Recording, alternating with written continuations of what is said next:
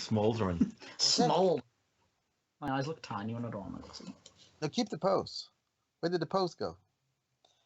Hello and welcome to Across the Narrow Sea, episode 5. I'm joined by a boy band newly formed in the middle of England. They're calling themselves the Smoggies. We're joined by Joshua Chambers and Callum Johnson. Callum is probably more known as Wex. And you both live in Middlesbrough, England. Is that correct, sir? That is correct. Very true. For better or worse. You told me before we started casting that people from your town is called Smoggies. Why is this? Mainly because of the amount of pollution. I think second only to maybe Beijing. I think at the moment. This is your next job will be for the tourist board of Middlesbrough for sure. I've never heard of a place that sounds so lovely. Come here, taste our air. We have our fine points as well.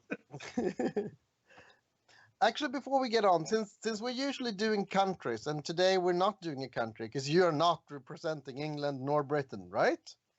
You're representing a very specific meta, Middlesbrough. The current climate, no. So tell the rest of the world, what is Middlesbrough? What is this? Why do you have your own meta? Middlesbrough's a small town in the northeast of England, and... Well, we're not a small town. Small. We're a big town. We're a big town in the northeast of England. And I think mainly because of this guy, quite a few people here started playing through. I can't take full credit for this. So in 2011, I was playing Warhammer in a little indie game shop in Middlesbrough, run by a person called Ross Sampson. You might have heard of him. You might have met him a couple of times. Anyway, I felt a bit bad that I was playing Warhammer at his shop all the time and wasn't playing any of the things he sold. So I picked up a little LCG called A Game of Thrones. And I have heard of that game. Yeah. Me and 3 friends split the set 4 ways. I took the Lannister cards, and we never looked back. There we go. Wex Okay, is... but yes. A smallish town, northeastern England. You're representing that town, not the whole of England. And this is why we're talking to you guys, because we never hear from you guys. Before we get too deep into your meta, who are you guys? And start with telling us which Game of Thrones character do you identify with? Well, I identify with Wex Pike, mainly because... I'm shocked over here. Alright. Because the first edition card, the one from the Kings of the Sea, I used to have quite long hair, and I didn't look like an absolute piece of trash. And I looked remarkably like it, so I think Josh started calling me Wex, and then... He definitely looked like Wex. For the past 3 years, I've heard nothing but that. So, how many out of your friends call you Wex? All of them. I get very upset. And it's from this... It's not even from the books. It's from the card game. Oh, yeah. There's people that I know from outside of the hobby that call me Wex now. It's just something that sticks, and I need to explain it, and I'm like, oh, well, I play a card game, and I look like one of the cards, so just call me Wex and don't worry about it. That's excellent. I think it's the first person we've had on that was actually named from the game. It's true dedication, sir. It's absolutely from the game that I have my name. He didn't have a name before he started playing. He was just always kind of there. And you, Josh, who do you identify with? Ooh, I think if I had to pick anyone, Dave Bamford wouldn't let me get away with it if I didn't pick a Solaris Orcat, but specifically the Neutral Shadows version of Solaris Orcat. Okay, you have to explain the card for the second editors. Okay, do we need to explain Shadows as well? Because do we have long enough? I'll explain Shadows in 2 words. It's ambush. Prepaid ambush. Excellent. Well done. So basically, effectively, when you use this mechanic to bring someone into play, Solaris Orcat let you stand somebody, but there was another card with the same name which was considered much more playable, much like our current 7-cost Eddard, Fast Eddie sort of dilemma. And I had the neutral one in a Lannister deck, and the more playable one was Lannister, and Bamford was really upset about that. I, we will get into your deck choices, sir, before this interview is over. I have several questions on the matter. Excellent. And now we have a tradition, which is that to tell us who you are, you tell us who the other person is instead of telling us who yourself is in a more Okay. general sense. So, Josh, who is Wex? Wex is a dear friend and a filthy scrub. Yeah, he's that pretty much. That's the symbol of him. And in return, Wex, who is Josh? Josh. I don't know if I can put it into words that are safe for other people to hear, really. He's an absolute arsehole, but I kind of feel obligated to love him. Like, I think pretty much our entire friendship is based on mutual hatred. Not hate, like... Contempt. Yeah, Contempt. Yeah,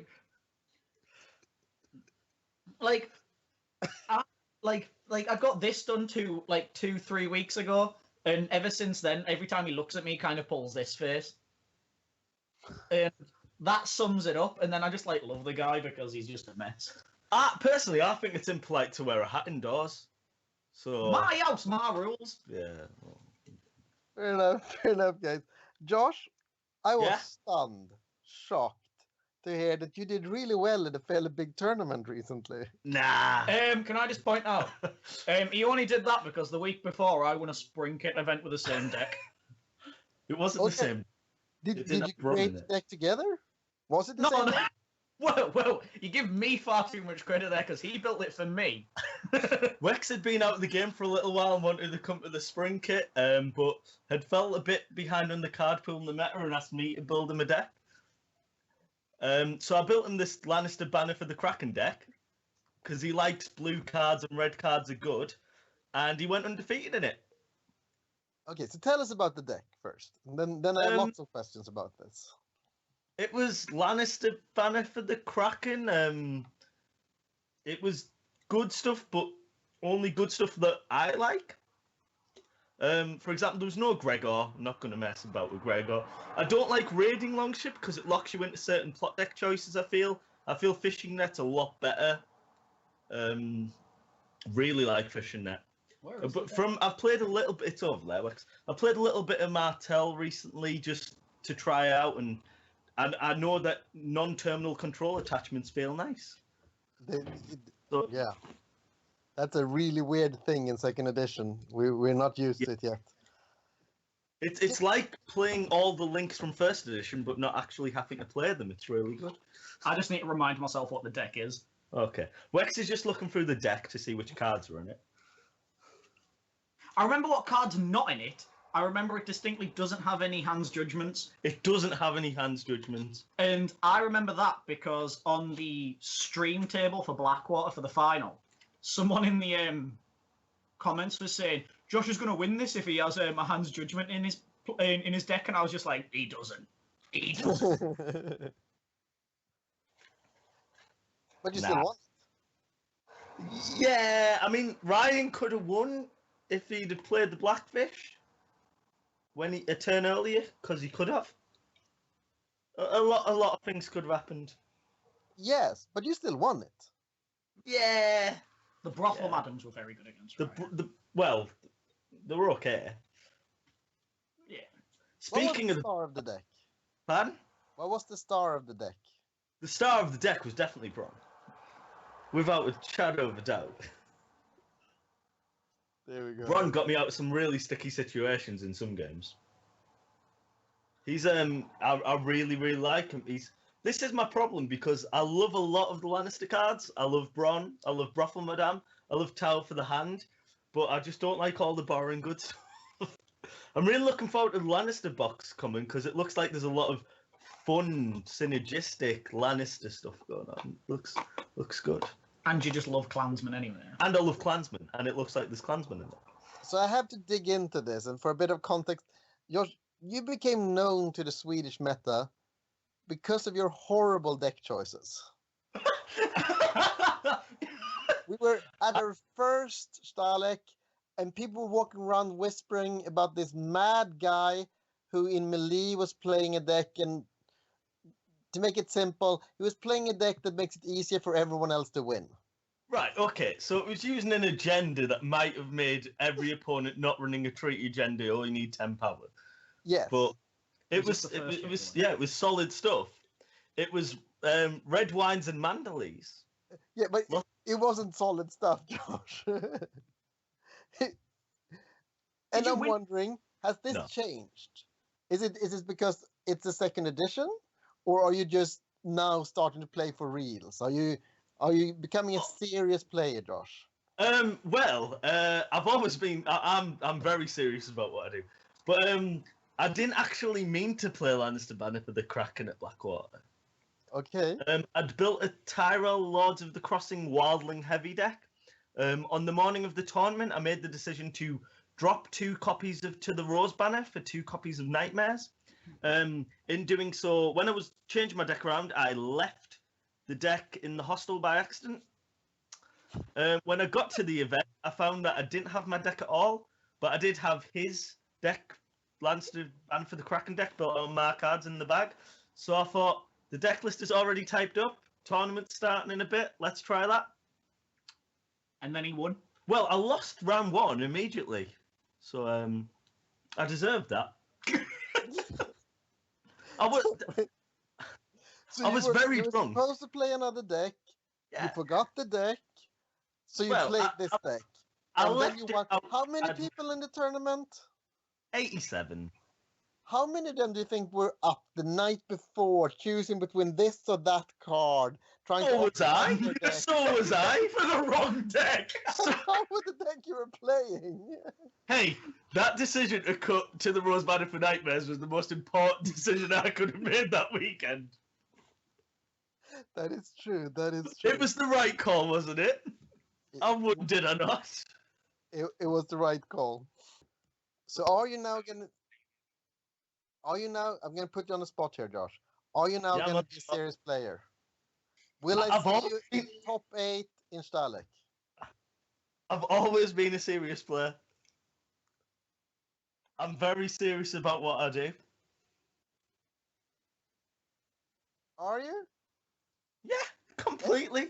I'll take your word. I for it. always try to build. With whatever I build, I always try to build it as good as it can be. And then you leave it and find Well, another deck when you come to what- the locale. Whammer once said about my decks that the deck building is sound. It's the core deck concept that's flawed. The card deck concept. Yeah. What did he mean by that? Well, I'm like intrigued by that. it does nothing, but it does it fantastically. Well, I think Oh, that's you've profound. you've proved that you can build a good deck by building this piece of shit. Ah. But I think you're doing what we do best, as in Middlesbrough as a meta. We kind of just enjoy playing for fun rather than playing I like competitively. decks that do a thing. Mhm. Just a thing. So the deck that- that you were taking to Blackwater, the Tyrell Wildlings, was basically an ambush deck. Yeah, it was an ambush deck. And it did that very well. Like, I played against it a good few times, and it was a decent deck, and it played very well, and what it did well. And more importantly, every time that I've seen, I played against Josh and he was playing his Tyrell Wildlings deck, at the end of the game, he was smiling and we were both laughing. Yeah.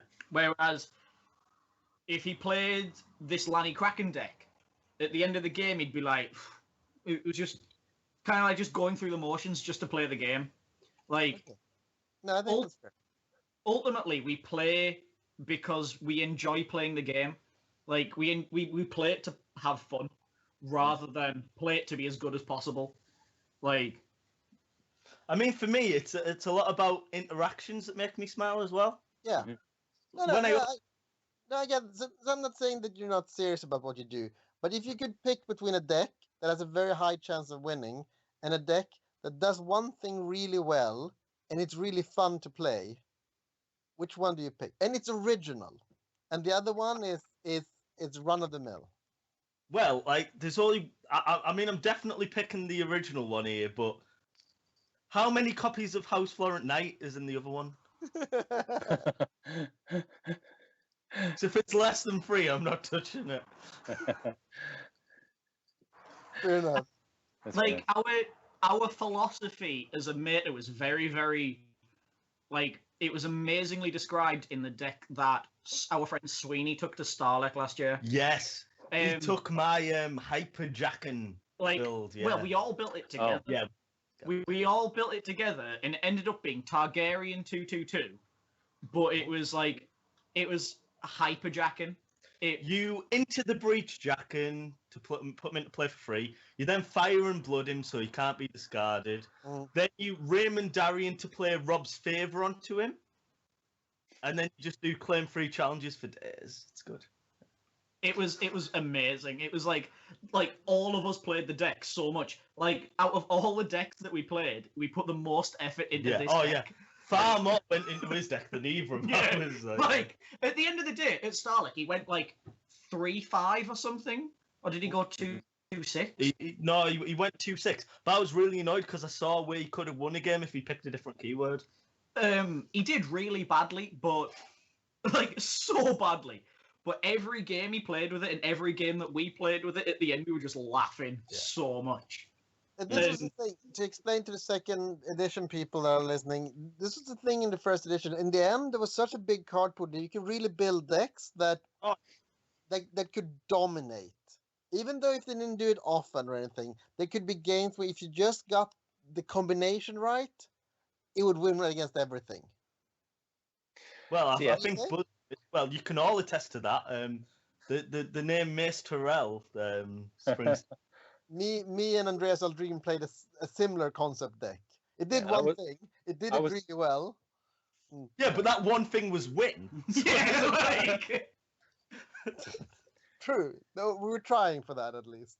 Yeah, the best part of that deck was Pontus and Andreas taking the brilliant mastermind, evil mad science genius Jonas from Finland. His amazing, brilliant deck, trying to improve it the night before by adding that special card that would put the deck over the top. Just realize during the tournament that the card they put in could not be legally attached to the character.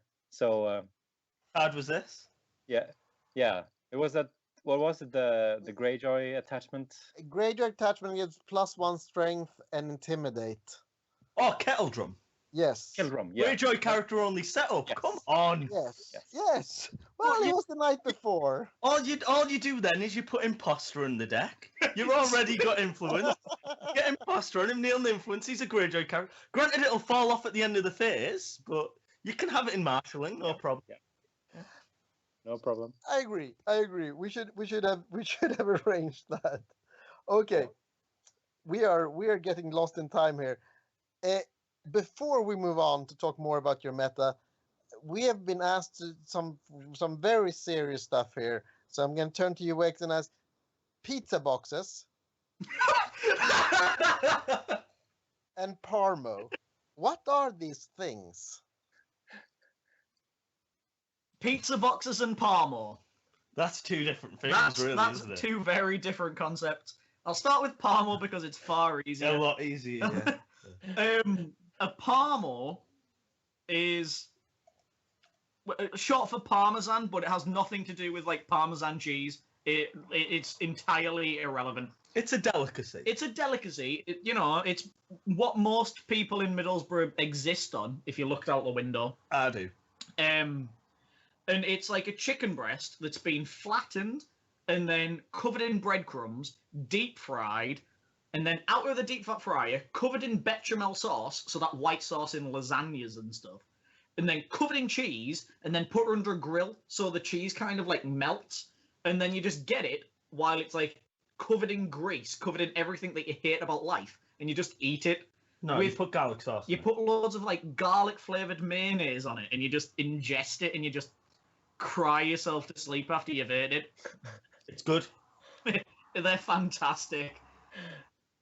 You can feel it flowing through your Yeah, veins. you can feel it clogging. Yeah, very, your veins. very slowly, but you can Like- feel it. Yeah. Like, we've all got, like, defibrillators under the bed just in case, like, it stops suddenly.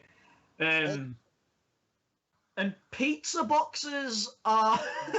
We're going to get into trouble. We're going to get into trouble here, right? Who told you about the pizza boxes? It was we cannot reveal our sources. You have to drive us to court. The pizza boxes originated from when we went down to Manchester to see Jack Machin, Wedge, and play in the Store Championship in there in Manchester. Because then the day after, everyone travelled back to Middlesbrough to play in the Store Championship. It's our weekend. We do it every year. It's our Thrones weekend. We just get horrendous. That's Play nice. Thrones. So you have like dueling store championships in Yeah. Yeah, reasonably close enough to each other. yeah. They're about an hour or two away from each other, and it's We're the only northern metas, really. Anyway, I mean, there's Scotland, and the Scots are a great bunch, but well, the Scots come down as the well. Scots come down for it, yeah. Like, we have people all over. It's a really, really good weekend. So we went to Manchester. We stayed at Jack Machin's house, and Everybody did. everybody did. And it got onto the topic of the Boroughmater and the Boroughmater's tendency to be extremely incestuous. Yeah. And like the term borough incest is a thing now, and it's basically like there's a few of us in the mater that have had girlfriends, and then the girlfriend like have kind of just like passed themselves around a bit. So it ends up that pretty much like I can link myself to everyone else in like every one of my friends because we're like Eskimo brothers, That is the term we like to use. and we use that term. So it's like people like so. It Not means me- you've shared an igloo. we've shared an igloo. It's frigid, it's wet, it's spacious. Frigid. Warm. Yeah, you know, like you call it home when you can. And we were trying, like, I was trying to describe how we were all linked to each other. Really, we needed a situation room with like newspaper clippings, And, like, Polaroid photos. bits of string String, yeah. connecting people. And the best, like, I was trying to describe it, and people were getting lost. And the best way for me to do it was to, we just had massive, like, a massive takeaway delivered, so we had lots of pizza. So I ended up just grabbing a Sharpie, grabbing one of the Domino's pizza boxes, and just like writing my name, and then my ex-girlfriend, and then drawing lines to different people. And then we ended up with a giant like spider web on the wall of all of the different people, and that's basically where it came from. That's also the incident that named Sternly. Yeah.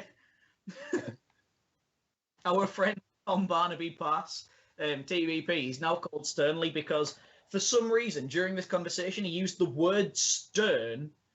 He used the word sternly about 5 times in the space of about 30 seconds. And before that, I don't think I've ever heard the word sternly used in conversation.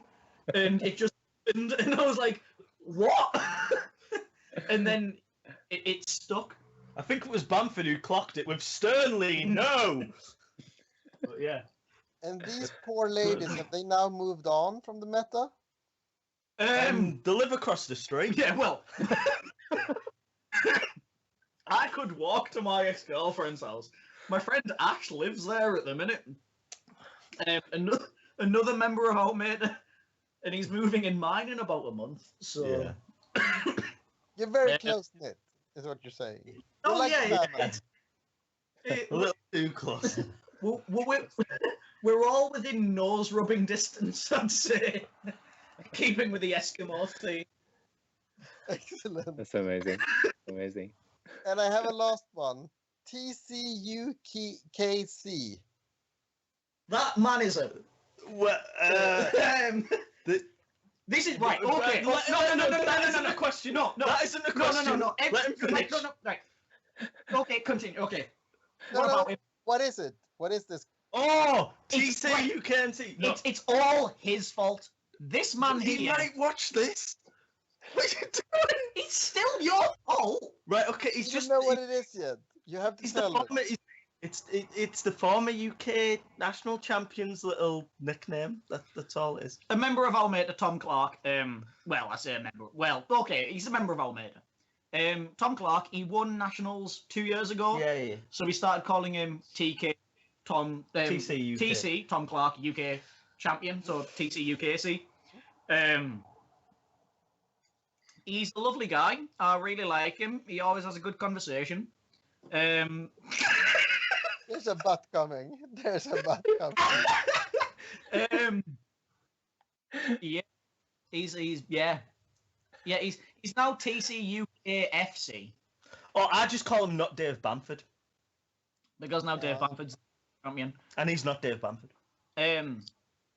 Very few people are. Yeah, it's That's true. Only about 4, I believe. Yeah, he's a person. He's a person. How many out of your meta has their names from a Thrones related thing? TC UKC, Sternly, me. I mean, we went through a phase of calling Ash Maraxes, but it didn't stick. No. So there was those 3, but we're just hitting those 3. Yeah, I believe it's just 3. I can't think of anyone else. No, me neither. Oh, Archmaester Marwin. Oh yeah.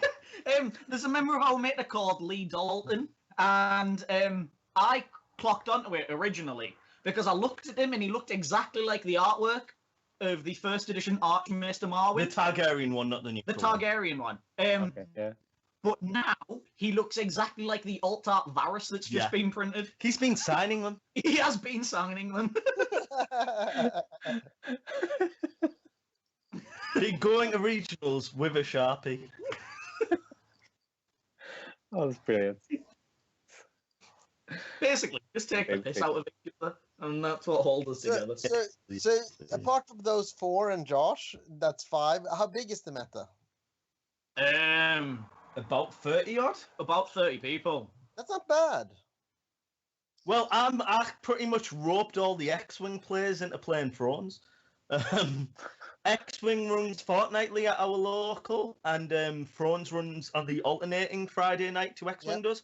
And I play X-Wing. My friend Ross, who got me into Thrones, he's a very passionate Thrones player. He runs the X-Wing, so it just sort of happened. Slowly I think siphoning them off. Like, Yeah, well, so you like big shiny space fleets? Well, let me tell you about Varys. let me introduce you to the Knights Declarant. Here we go.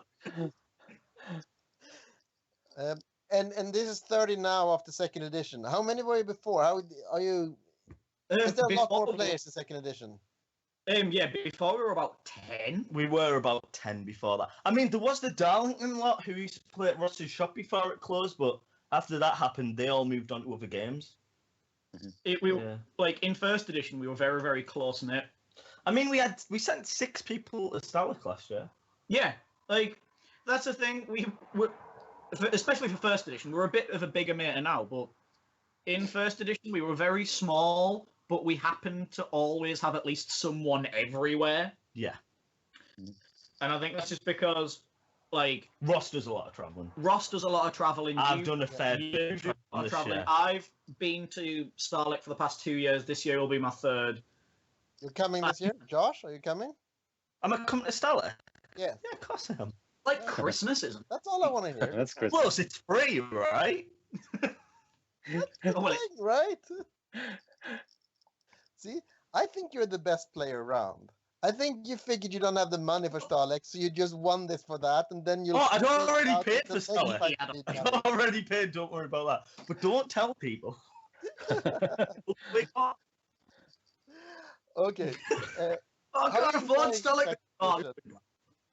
Huh? How are you enjoying the second edition? How do you like the card? How do you think about it?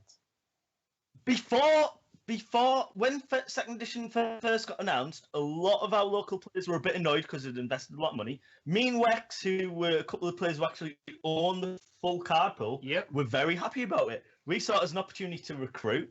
We saw it as an opportunity to build, and then the cards came out, and we really didn't like it. I'm in a very weird place with second edition, as in, like, because I've been very busy with university and things. Like, I haven't bought a Stark box. I haven't got across the Narrow Sea. Across the Seven Kingdoms. I haven't got the last chapter pack of True Steel. True Steel. I haven't got that. And I think it's mainly because the greatest thing I liked about first edition was the ability to look at your pile of cards, build a deck, enjoy playing that deck, and it's different from pretty much what everyone else is playing. The thing I don't like about second edition at the minute is the fact you build a deck and it ends up being the same kind of thing as the next person's playing. It's just, it doesn't really matter, and I enjoy the freedom to be able to build what I want to play. I really enjoy playing Chalk. I pretty much played Chalk throughout most of my time playing first edition. And the game mechanically is fantastic. they've smoothed it out a lot. It's so much easier to play. It's so much easier to understand, and I appreciate that. I like the curve isn't cluttered anymore as well. Yeah, the cost curve does make much more sense. And as the card pool expands, I'm going to have a lot more fun playing the game. I can't wait for Kings of Winter. That's going to be a thing that'll just take off my enjoyment for the game. I've already found that. I feel like there are perhaps a small tendency for the cards in second edition to be less, I don't know, more Jamie and less, weird in a way that lets you build weird stuff. Yeah. So I'm hoping that they expand power, and I'm hoping they put in some more weird cards. The favourite deck I ever built for first edition was House of Dreams Iron Wind, and me and Josh built it on the way back from Blackwater last year. And it was like House of Dreams Iron Wind. It had all of the 2-cost monocons in, the prized ones. It had all of the Lonely Light Envoys, Dragon Ambassadors. It only had the Greyjoy Targ and Martell ones. And the reason I had that is because if you had the Targ one in play, the others became immune to plot events. So I was running plot effects. Sorry. Yeah. So I was running things like First Snow as my plots and Wildfire. So I'd be able to do all this fun thing, these fun kind of things, and then you did the full board. And then you did the common cause round with a claim 5 power challenge. Yeah, exactly. Yeah. My favorite common cause have so fun. I have 3 claim 5 challenges that are completely unopposed. Because I was running like Cat of the Canals, Sejora Mormont, the 2-cost one. Janos Lint, because stand and draw card, it's good. Hellholt Engineers, because obviously to stand your Iron Wind. To stand my Iron Wind. Great Wick to stand my Iron Wind. Seneschal Ricasso to get back my... It was just so much fun. And that was what I enjoyed playing. And this is exactly the point with the big card pool, of course, that you were playing a Greyjoy deck, and a Greyjoy deck won the Worlds from Jakob Hultman, and there was nothing similar between those two decks. No, I think they were both running playing Greyjoy decks, but you could play Greyjoy in so many ways, right? Oh yeah, you could play anything in so many ways. Yeah. One of the decks that made the cut in the joust was the Hyper Viper deck. And that was exactly the same kind of thing that we were on about earlier with building up one character and doing it very well and just being able to smash face. And it was just really interesting seeing all of these different decks do different things and still doing really well. I think people always used to say there was always a Beric deck in the cut in Europe. And obviously it wasn't quite possible in at the last Alec because of the changes to Snakeskinville. But I think that Viper deck pretty much proved that there will always be a Beric deck in one form or another. Even if it wasn't Beric anymore. Even if it wasn't Beric anymore. Personally, I've actually stopped finding second edition flat already. I've really been enjoying it. When you say that, I got back in. I got Josh to build me the deck, like the Lanny Kraken deck, and then since Across the Seven Kingdoms came out, I've been having a lot more fun with it. Yeah. Like I'm already building in my head. Like I've been working with Dave Bamford. I've been watching a little bit on my melee deck for Starlight this year. Oh, the one that's a rip off of my Jouster. Yeah, pretty much. And I'm like, it's going to be terrible. It's going to be so bad, but I'm going to have so much fun playing with it, and that's why I want to play it. But only, I mean, just the fact that you're building it in your head means that you're in the game, right? Yeah, like I feel more like excited about the game now than I have in the last like 5 months. Yeah, so let's and I hope think it's just going to get. Yeah, let's hope they keep bringing out new cards in the same speed. Yeah, more exciting cards as well. Yep. Like I started off trying to play Lannister because I was always pretty much faction loyal to it in version 1 unless I had a really wacky idea. I found it really flat until I playing Tyrell a few months ago, and then I just fell in love so quickly. Yeah. So quickly. Yeah, it's just like, especially now the Bitterbridge encampment is out, I am having the time of my life. So much fun. So you said that you were already thinking about your melee deck for Starlight, and you guys both talked about how you worked together on a deck for Starlight last year. How does the Burrow meta prepare for a big international tournament? Well, before we go, we always go on a few good night outs before so we can get our alcohol tolerance up. Yeah. And then other than that, we just kind of do what we're doing. We start a few daft, like, we don't prepare. We don't have serious. Well, me and Ross do, by the way, but yeah. All right, okay, so I don't, because I don't care. Like, I'll play a few more games than I usually would. I'll play maybe like 4, 5, 6 games a week, like just to get my head around my deck, just so I know what I'm doing, so I'm having fun with it, and then I'll go and just. Personally, the goal I always set off with is to have a great.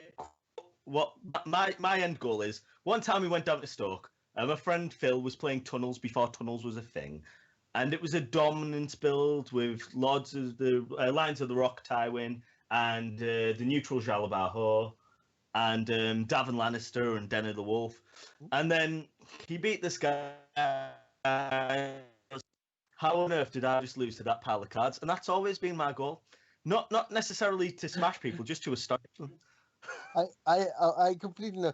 For me, the goal is always I want the opponent to reach for my card and read it. Can it really do that? Like they accept it the first time I play it, and they go, "Oh, now I can do this double and double." They go, "No, let me check that again." I was delighted. That's when I know I succeeded. I was delighted at start 2 years ago when I was playing House of Dreams High Garden, and when I set up High Garden, my opponent read it, and then they marshaled the Red Viper, and I played Head of a Dwarf on the Red Viper, and then I played Slander and Lies on the Red Viper, and then the Red Head of a Dwarf, and the Red Slander and Lies, and the Red High Garden, and then they conceded. So that was a lovely feeling. Oh, that's so good. So what things are you playing? Are the guys playing over there now? Is it a lot of Lannister? No, not all. I have a heavy influence. Yeah. So there's a lot of Tyrell and Night's Watch going on, really. I will always be a Greyjoy player. So anything that I play always has at least a banner to a Grey. Martell is really popular locally. Really popular. So is it common in your meta to have your house? Like you're saying you're a Greyjoy player.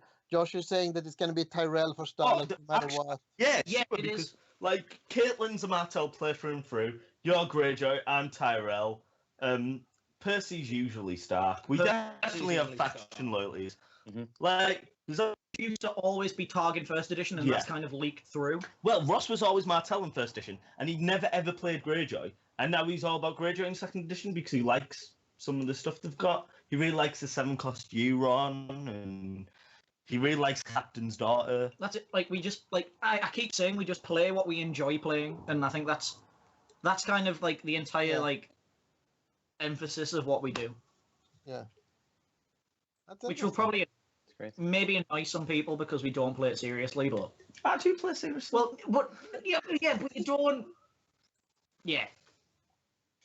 I, Annoy me. Josh, I want that on your T-shirt at Starlek. I do play seriously. I thought you were going to say Tombstone, but that's mine as well. I do play That's seriously. even better, actually. Well, Okay. I usually wear my Ron Sarasocat Cat t-shirt, but I've piled on the pounds lately, so I will be needing a new t-shirt for Starlek. If anyone would like to fund this, I've got a Kickstarter page. What? Do you have a Kickstarter page? No, for a new t-shirt. All right, obviously. New T-shirt. You don't have a Kickstarter page for a new T-shirt. How do you get your? If any things? country would like to buy me a t-shirt for me to play it, then I'm looking at you, Poland. Yeah, I'll do it. Oh, we're certainly going to talk about Poland before we end this. We're going to talk a little bit more serious about some cards here that are coming out. And Sweden loves being neutral, so we talk about neutral cards with people. This is how we do. So, for me, one card I'm excited about, Dragon's Tail. I'll tell you what it does in case you're not up to it. So it's a zero-cost event. Choose an opponent. You and that player each draw 2 cards. What are your thoughts on this type of card? I'm really happy that we're seeing more melee cards.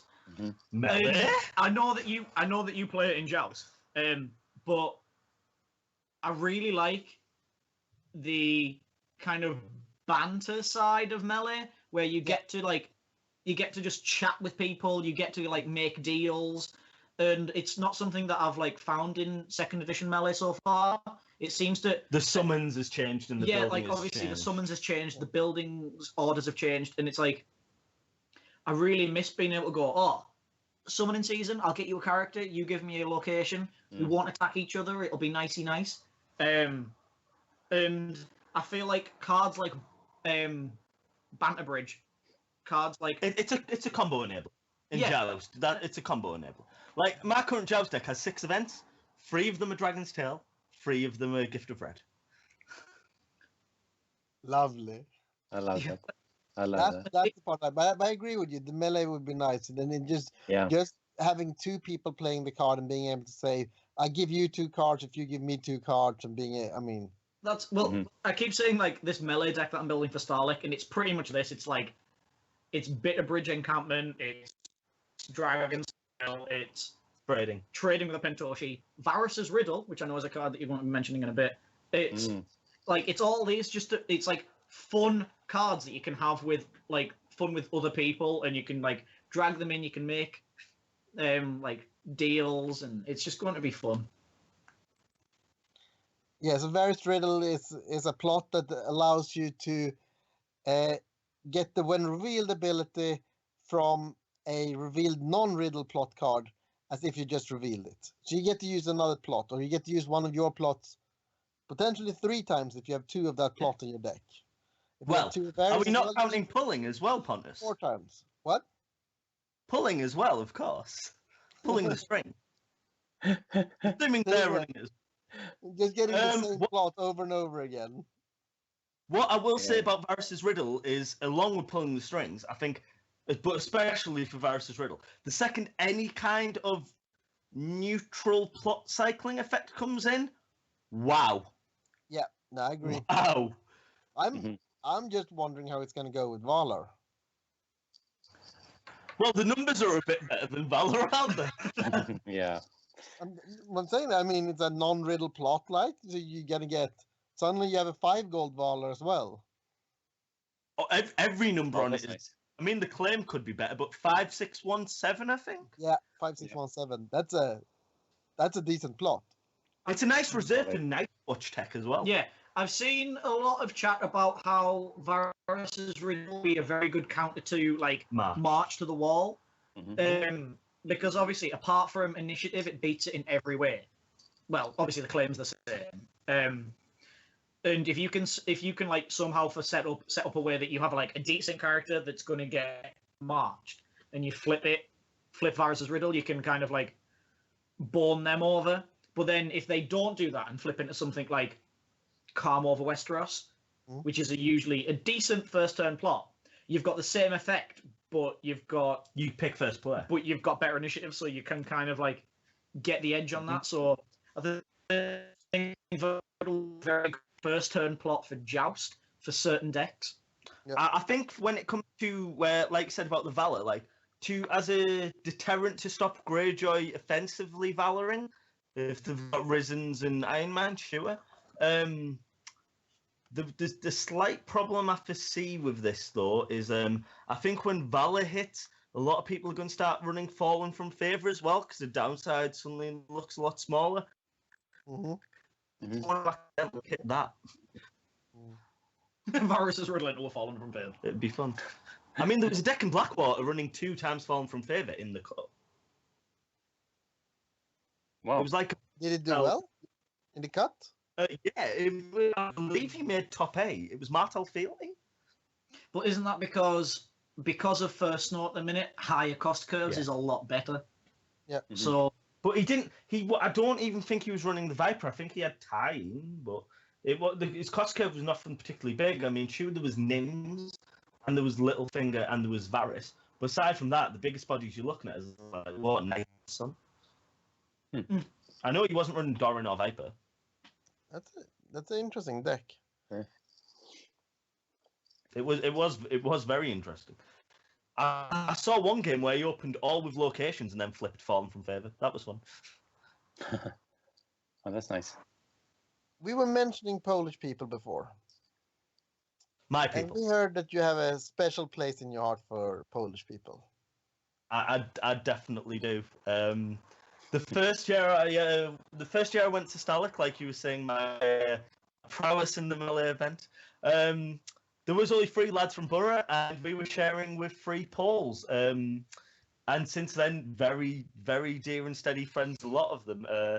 I mean, I think twice over Dockside, I woke up in Yemyol's bed when my own hotel room was only down the hall. But I woke up... It's something that's like leaked throughout the meta as well, because I remember like the first year I went to Stalik, 2014, the first people I got introduced to were the Poles, like Yemiol, Levy, Sobi, everyone, Jiku, and Lucas. Yeah, just all of them. And then it's kind of like Borough has been sistered with all of Poland since. And we all talk to each other so like often. I know that like independent of Josh, like I talk to Yemiol quite a bit. I talk to Jiku a lot. I call Jiku my dad. Which is he does call you son. He does call me son as well, because that's like a joke from that's like fell over from Starlight, like like the first time I went, obviously, because I mean I'm 22 and I look about 12, so he just started calling me son and started calling him dad, and then it's just something that's continued, and he constantly tells me he's disappointed in me, and it's just he does. We all are. I'm disappointed in myself. Is either of you going to the flea bottom practice? I am. I was planning on it, but I have other commitments that I need to sort out. I'm going to flea bottom over you professionals. You going to this commitment? Are you coming to Varda Morgulis? Ooh, well, Wham has been trying to get me to come because apparently some money freed up when I won Blackwater. So there's potential for me to come along with Whammer and Keb. I'll third wheel that. Wex, are you coming? Money is the biggest issue for me, but I might be having I might be getting a new job soon, which will be actual money. Stretch goal for my t-shirt Kickstarter. I mean, wow. I understand money is an issue, but living in a prison, in a castle, that's priceless. Exactly. It's some like my entire plan at the minute is if I get this new job and I've finished university and all that's out the way, I'll be in a position where hopefully next year I can do pretty much all of the Road to Starlock events, and that would be like that'd be the dream more than anything. Yeah, I think not even a play, just to. I think your image of that life is, see, it's this thing, right? When you don't have the money, you have the time, and once you get a job and you have the money, you don't have the time anymore. Yeah, that's This is a sad part of life. I mean, I've done 3 Road to Starlock events already this year, and I'm working 2 jobs to cover it. That is commitment, Josh. That It is is. commitment. Dedicated. So who are we going to talk to next time? Who do you suggest? Oh, it's up to us. Yeah, no. Oh, I didn't know about this part. like from the UK or Oh, from anywhere in. A meta that you want to know more about. A meta that we haven't heard from enough. To know more about. Ooh. I think it would be pretty fun to get the polls on. The polls have been on. They They've got been us. on. They got us. Yeah. There's a reason, guys. Well, you know. I don't know. The only thing I can think of is Manchester. Ooh, the Manchester. The Met would be good. Manchester. But you can't do UK twice. They in a can't. row. Yeah, exactly. Like the Manchester, it would be a lot of fun. But Have the Dutchies been on yet? Say what? Have the Dutchies been on yet? We haven't had the Dutch on yet. Nope. That The might be Dockside time for Broth. Be that good. that could be a lot of fun. Got a lot of time for the Dutchies. But if the Dutch are on, would you allow Bambi to be Ooh. on? Ooh, is Bambi Dutch? that. Is That's Bambi the big Dutch? question. That That would be. That would be, That could be a question you could ask them. that would be a question for the Dutch. Is Bambi Dutch? That's excellent. That's excellent. I think That's we're going to try to get the Dutch on then. That sounds The lovely. Dutch would be a lot. This has been lovely. This has been absolutely lovely. Before we I've leave, had some fun. except for the Bambi question, is there anything else you want to ask the Dutch?